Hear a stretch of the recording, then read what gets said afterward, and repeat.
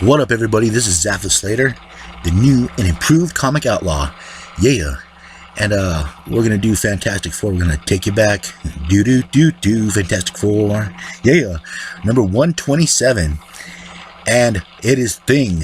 Yes. Benjamin J. Grimm versus the Mole Man. And we're gonna find out what happens when the Thing fights alone. Yes, the Thing has left Monster Isle, investigating the Mole Man, and basically looking for a little peace of mind. I mean, he's had a hard run of it being the Thing. He doesn't actually enjoy being a big hulking monster, so to speak, or a big hulking thing. So he flashes back to the time where they were fighting the Mole Man, and people think the Mole Man's a slouch. You know, he only has this powers. He's the short little guy with a stick. But he actually took the Fantastic Four to school. But he had to retreat. He got into his shit. That got spoiled, and Thing is basically just going down the same shaft the Mole Man goes down to, just to investigate, to find out what's going on. You never know what's going to happen in Monster Isle. You never know what's going to happen anywhere in the world of Marvel. Meanwhile, Johnny Storm, aka the Human Torch, is sitting there, relaxing, missing Crystal. Some fans come up, wanting an autograph, this and that, and he decides to take off. He is missing her. I don't blame him. When you miss your lady love, you miss your lady love. But, yeah, he's going on the elevator. The elevator won't work. And just that sad look on his face, like, man, that guy needs a Dr. Pepper. Bad.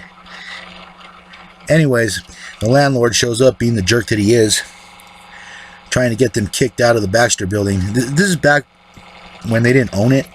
So Torch just gives the paperwork a quick flame on and flies out. There's a lot of property damage. Anyways, he hits the top of the building.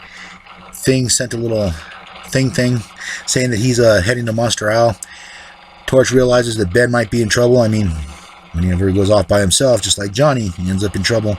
Meanwhile, Sue and Reed, they're playing with Franklin, and they get a little call from Johnny.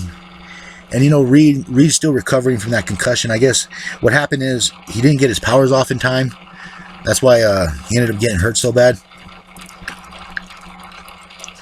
But anyways, they take off. Thing, of course, is looking around, and he's surprised.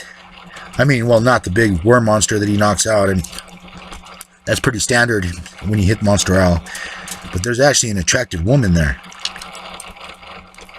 I mean, that really surprised him. Anyways, Thing, does its clobbering time. Wha-bam! And yeah, this woman introduces herself, and she is engaged to the Mole Man. I'm going to let that sit for a minute. She is engaged to the Mole Man. She explains she comes from Atlantis. When the big flood happened, basically they had an automatic defense system and sunk down to the ground, and over the years they kind of just became underground people. So she's decided to marry the Mole Man, and yep, she does have an opposing figure. I wonder what she sees in him. Probably the fact that if you actually listen to him, he does sound pretty romantic. I mean, granted, he does look a little small and this and that, but he does know how to kick some game. It's always important. Alright, well, the Fantastic Four lands, and of course, they start their search for Benjamin Grimm. Reed and Sue, they're not exactly in the best mood that they have to do this. They were spending time with their son. And of course, the Thing, wondering exactly what's going on and how he got so lucky. But he should count his chickens too, because he does have Alice, good old Allison. But he falls into this web. And you gotta admire the Mole Man. He does always have these little traps or devices. He seems to lure them to the right place at the right time. That's probably why she respects him too.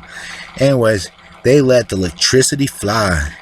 It's absorbing energy or rearranging energy. The Mole Man actually does know how to invent a thing or two. Pretty smart guy.